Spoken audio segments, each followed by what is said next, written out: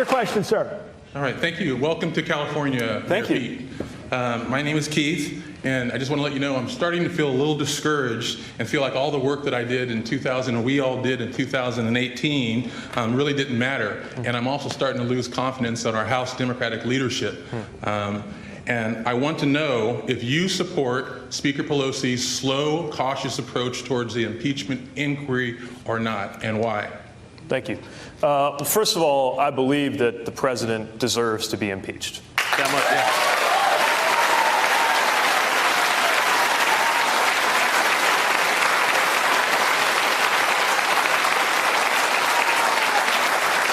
I would also say, even though I have revealed myself to be ambitious in that I'm a young man running for president, that I also would think twice before offering strategic advice to Nancy Pelosi.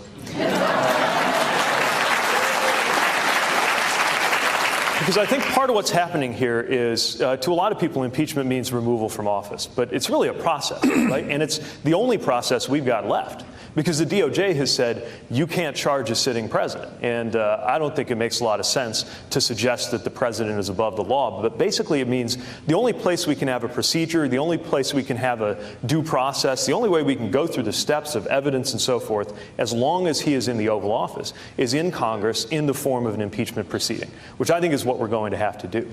But in order to do that, it better be an airtight process. And so I do recognize that while we're still trying to get information, the investigations are ongoing, there are witnesses yet to come before Congress, that there may be some strategic wisdom in following that sequence. I'll leave that to Congress. What I will say is that no one ought to be above the law, that it matters that there is a majority.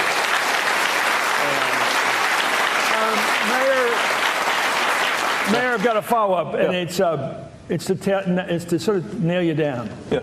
If you were voting in Congress right now on impeachment, would you vote to impeach? Yeah, I would. Okay, good.